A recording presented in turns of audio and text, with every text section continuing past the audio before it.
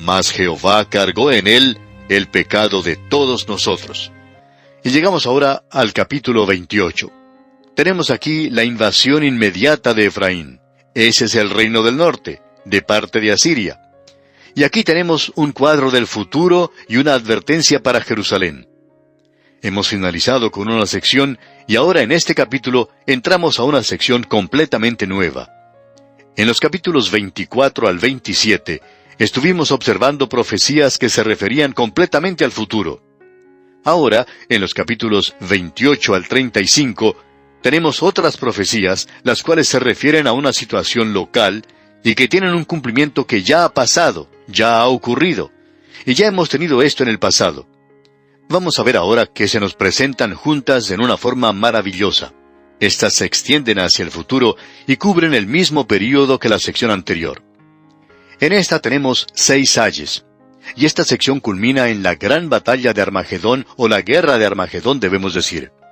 Y eso es en el capítulo 34. Y luego le sigue el beneficio del milenio, que es llevado a la tierra en el capítulo 35. Hay muchos que conocen acerca del capítulo 35, pero no conocen mucho acerca del capítulo 34 de Isaías. Pues bien, hablando ahora del capítulo que nos concierne hoy, el capítulo 28, tenemos una ilustración muy buena de la combinación de las profecías cercanas y futuras, de los hechos pasados y de los hechos futuros, aquello que ha sido cumplido y de aquello que será cumplido, de aquello que es local e inmediato y aquello que es general y en el futuro lejano. Ahora el reino del norte de Israel se define aquí por el nombre de Efraín, y este reino muy pronto irá a la cautividad a Siria. Fue en el año 721 cuando el rey de Siria, Salmanasar, invadió al reino del norte, derribó el reino y tomó a la gente en cautividad. Eso es lo que tenemos ante nosotros. Tenemos pues aquí la inmediata caída a la cautividad de Efraín. Y el primer versículo de este capítulo 28 dice: «Ay de la corona de soberbia de los ebrios de Efraín, y de la flor caduca de la hermosura de su gloria, que está sobre la cabeza del valle fértil de los aturdidos del vino». Aquí se refiere al reino del norte. Una de las cosas que ha hecho caer a tantas naciones ha sido el licor, el alcohol. Los ebrios que se mencionan aquí son literalmente borrachos, y también aquellos que lo son espiritualmente. Y cuando lo son espiritualmente, están llenos de orgullo y borrachos de soberbia. Se encuentran en un estado de estupor en cuanto al entendimiento espiritual.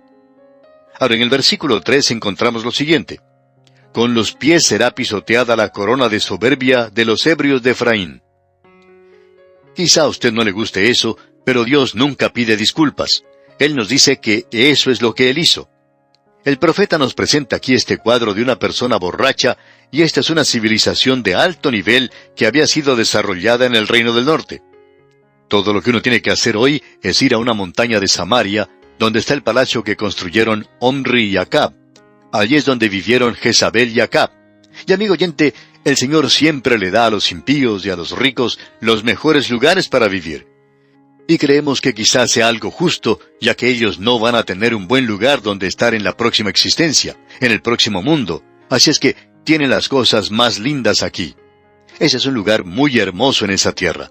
De allí uno puede contemplar el mar Mediterráneo, el valle del Jordán, el monte Hermón cubierto de nieve al norte y los muros de Jerusalén hacia el sur. Amigo oyente, usted no buscaría un lugar más hermoso para vivir. Sería bueno poder comprarse un terreno en ese lugar y edificar una casa donde vivir. Es un lugar muy bueno. Pero Dios juzgó a esta gente, a esta alta civilización, y Dios los derribó. Luego en el versículo 5 vemos que las cosas se mueven hacia el futuro, y comienza diciendo: «En aquel día». Y amigo oyente, también nosotros vamos a movernos hacia el futuro, y vamos a esperar hasta nuestro próximo programa, Dios mediante, para continuar con nuestro estudio. Y como es nuestra costumbre, le sugerimos leer el resto de este capítulo 28 de Isaías para estar mejor informado de lo que trataremos en nuestro próximo estudio. Pero antes dejamos con usted estas palabras de Isaías: «Confiad en Jehová perpetuamente, porque en Jehová el Señor está la fortaleza de los siglos». Hasta pronto, y que el Señor le bendiga. Como indicamos en nuestro programa anterior, amigo oyente, comenzamos con el capítulo 28 de Isaías, una nueva sección en este libro. Ya hemos observado las profecías en los capítulos 24 al 27, que eran completamente en el futuro, es decir, en su gran mayoría. Y luego aquellas que tenían que ver con los castigos o juicios, las cargas para el futuro inmediato de aquel día, que fueron cumplidas en su gran mayoría. Ahora Isaías habla decididamente de ambas cosas, del futuro inmediato y también de las cosas del futuro lejano. Estas cosas son aún más allá del día en el cual nos encontramos hoy. Ahora encontramos una combinación de estas cosas en el nuevo capítulo que hemos comenzado a estudiar. Y esta sección se dirige hasta el capítulo 35, sección en la cual usted tiene cosas inmediatas y distantes que han sido unidas de una forma maravillosa, lo cual ilustra el presente y también ilustra el futuro. Aquí encontramos aquello que ya ha sido cumplido y aquello que aún tiene que cumplirse. Hemos mencionado ya con anterioridad que aquí vamos a ver 6 ayes. El primer ay que se menciona fue contra el reino del norte, llamado aquí Efraín. Y vimos que Efraín e Israel son sinónimos para las 10 tribus del norte. Fue Asiria la nación que atacó al reino del norte y los llevó a sus pobladores a la cautividad. Ahora el profeta Isaías comienza hablando del futuro. El versículo 5 comienza diciendo, en aquel día. Ahora, ¿en qué día? Bueno, ya hemos dicho que eso se refiere al día del Señor. Comienza con la gran tribulación y continúa a través del mismo. Ahora se nos dice en este versículo 5 lo siguiente, en aquel día, Jehová de los ejércitos será por corona de gloria y diadema de hermosura al remanente de su pueblo. Esto mira hacia el futuro, es decir, hacia el reino milenario que vendrá. Lo que provocó la caída de Efraín, el reino del norte, fue la corona del orgullo. Pero en aquel día futuro, Dios los hace regresar a la tierra, y entonces será una corona de gloria. Luego en los 2 versículos siguientes, los versículos 6 y 7, leemos, y por espíritu de juicio al que se siente en juicio, y por fuerzas a los que rechacen la batalla en la puerta. Pero también estos cerraron con el vino, y con sidra se entontecieron. El sacerdote y el profeta erraron con sidra, fueron trastornados por el vino. Se aturdieron con la sidra, erraron en la visión, tropezaron en el juicio. Cierto hombre contaba una vez que él tenía contacto con hombres de negocios. Y él estaba diciendo en cuanto a un hombre que había comenzado a actuar de manera pecaminosa, es decir, que no era fiel a su esposa y que bebía demasiado. Y ese hombre contaba que su amigo, el hombre de negocios, había cometido ciertas torpezas en cuanto a la utilización del dinero en sus negocios, lo que había causado que los bancos no le adelantaran el dinero que necesitaba. Y la razón es que cuando un hombre comienza a beber, cuando un hombre comienza a pecar, pierde la agudeza y la claridad de pensamiento al hacer sus decisiones. Y aquí Dios nos está diciendo que eso es lo que provoca que esa nación caiga, y eso provocó el juicio sobre ellos. Ahora, pasando al versículo 13, observamos lo siguiente. La palabra, pues, de Jehová les será mandamiento tras mandamiento, mandato sobre mandato, renglón tras renglón, línea sobre línea, un poquito allí, otro poquito allá, hasta que vayan y caigan de espaldas y sean quebrantados, enlazados y presos. Ahora, secciones como las que leemos en este versículo aquí, y en realidad toda esta sección, es la que provoca que muchos expositores de la Biblia del pasado llamaran a Isaías el profeta de lo común. Y por cierto que eso es verdad. Aquí tenemos una gran declaración del profeta, y esa es la razón por la cual estamos pausando nuestra marcha aquí. Hay muchos creyentes hoy, y por lo general son creyentes que tienen algún problema, son gente que no está satisfecha con su vida cristiana. Ahora no queremos ofender a nadie en la forma como expresamos nuestras ideas, pero estas personas son en realidad ignorantes de la palabra de Dios. Y por allí se presenta alguien en la ciudad presentando algún cursillo que ellos pueden tomar, quizá de 1 o 2 semanas, o quizá de unos pocos días, y de pronto ellos tienen la respuesta a todos los problemas. Saben ahora cómo aguantar a la suegra, cómo no pelearse más con la esposa, y ya van a ser capaces de guiar a sus hijos de la manera correcta. El jefe les va a dar aumento de sueldo, porque uno se ha convertido en una persona, maravillosa, y es como una estrella que tiene como empleado. El hecho es que esa es la solución a todos los problemas de la vida. Pero permítanos decirle, amigo oyente, y hablando honradamente, porque sabemos que hay algunos de ustedes que van a desilusionarse, y estamos recibiendo muchas cartas en cuanto a esto. Y hay muchas personas que piensan que si ellos van a pasar por cierta experiencia, que eso les ayuda a resolver los problemas. Sin embargo, se amargan, se vuelven amargados porque esa experiencia no resolvió en realidad los problemas. Amigo oyente, escuche lo que la palabra de Dios tiene que decir. No hay ningún atajo aquí en cuanto a la vida cristiana. No hay ningún camino fácil. Amigo oyente, el yugo que el Señor Jesucristo da no es una carga fácil.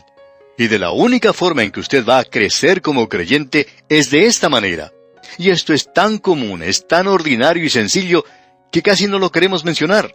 Porque en el momento en que uno lo diga, alguien va a decir, ¿y eso es todo?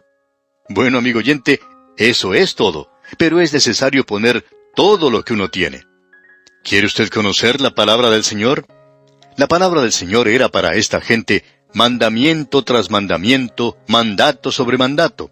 Era nada más que la tarea diaria de estudiar la palabra de Dios, renglón tras renglón, línea sobre línea, un poquito allá, otro poquito allá.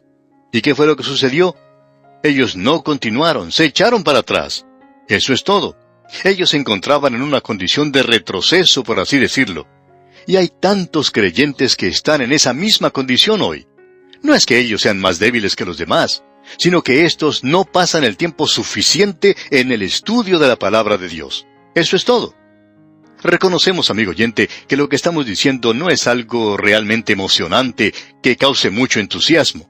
Si nosotros anunciáramos hoy en este programa que tenemos un pequeño libro que uno puede solamente leer en 30 minutos, que si usted escribe y lo recibe, este librito le puede dar la respuesta a todos los problemas que puede encontrar en la vida cristiana, le garantizamos que en primer lugar, en el primer día recibiremos más de 1000 cartas solicitando ese librito.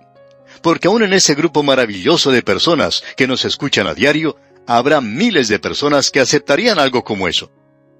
Amigo oyente, en realidad nos va a llevar a nosotros 5 años o más para recorrer toda la Biblia. Eso no causa mucho entusiasmo, ¿verdad? ¿5 años? Bueno, eso es lo que nos vamos a demorar, amigo oyente. Mandamiento tras mandamiento, mandato sobre mandato, renglón tras renglón, línea sobre línea. De esa es la única forma en que usted y yo lo podemos obtener. Ahora escuche lo que dice aquí el versículo 14 de este capítulo 28 de Isaías. Por tanto, varones burladores que gobernáis a este pueblo que está en Jerusalén, oíd la palabra de Jehová. Y Dios dice, ese es el juicio para Israel en el norte, tiene que ser una advertencia para Judá en el sur. Efraín habla de Jerusalén, y Jerusalén nos habla a usted y a mí en el día de hoy. La palabra de Dios nos habla a todos nosotros. Parecería que Dios hubiera escrito ese libro, no en el día de ayer, sino mañana. Tal es el valor actual de este libro. Notemos ahora lo que dice el versículo 15. Por cuanto habéis dicho, pacto tenemos hecho con la muerte, e hicimos convenio con el Seol. Cuando pase el turbión del azote, no llegará a nosotros, porque hemos puesto nuestro refugio en la mentira, y en la falsedad nos esconderemos. ¿Cuál es ese pacto con la muerte y con el Seol? Daniel dice que esta gente va a realizar un pacto con el príncipe que vendrá, el anticristo, el hombre de pecado, el hombre impío, el rey despreciable que vendrá. Ese es Satanás, ese hombre, la bestia del mar y la bestia de la tierra. Ese es el cuadro que tenemos aquí. Y en el versículo 16 leemos, por tanto, Jehová el Señor dice así, he aquí que yo he puesto en Sión por fundamento una piedra, piedra probada, angular, preciosa, de cimiento estable. El que creyere, no se apresure. ¿Cuál es la respuesta aquí que se puede dar hoy a la falsedad de las vidas, a la decepción que existe en todas partes hoy y que continuará creciendo hasta el momento de ese período de la gran tribulación? ¿Cuál es la respuesta? Bueno, Dios ya ha dado la respuesta. Es un fundamento, es una piedra viva, es una piedra de ángulo, preciosa, fundamento seguro. Y aquel que cree en esto no tiene por qué apresurarse. Puede descansar en él. El apóstol Pedro lo dice con toda claridad allá en su primera epístola capítulo 2, versículos 6 al 8. Dice él, por lo cual también contiene la Escritura, He aquí pongo en Sión la principal piedra del ángulo, escogida, preciosa, y el que creyere en él no será avergonzado. Para vosotros, pues, los que creéis, él es precioso. Pero para los que no creen, la piedra que los edificadores desecharon ha venido a ser la cabeza del ángulo, y piedra de tropiezo y roca que hace caer, porque tropiezan en la palabra, siendo desobedientes, a lo cual fueron también destinados. Simón Pedro nos muestra con toda claridad que esa piedra de la cual estamos hablando es Cristo Jesús. Y llegamos ahora a una sección en el libro de Isaías, donde Dios dice que para esta gente el juicio o el castigo vendrá en una forma gradual.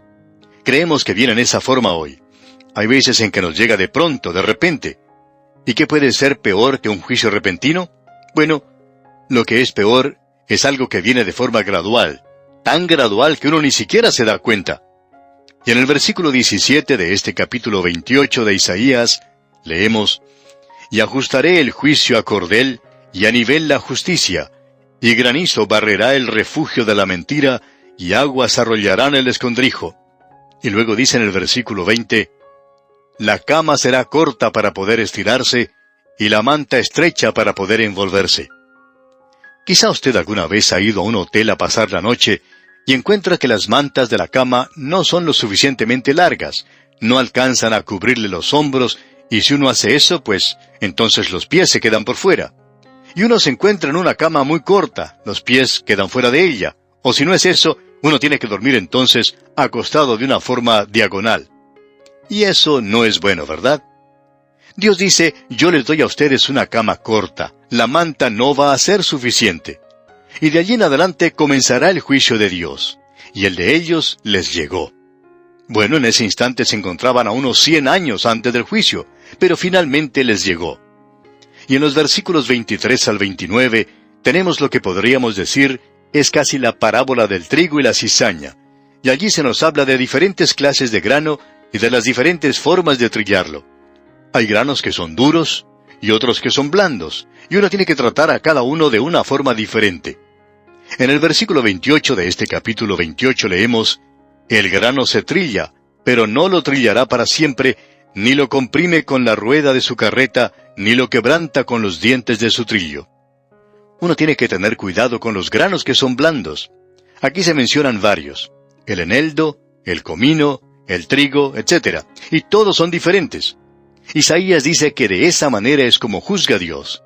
El juicio es en la cosecha. El individuo o la nación determinará en realidad el carácter de juicio que caerá sobre ellos.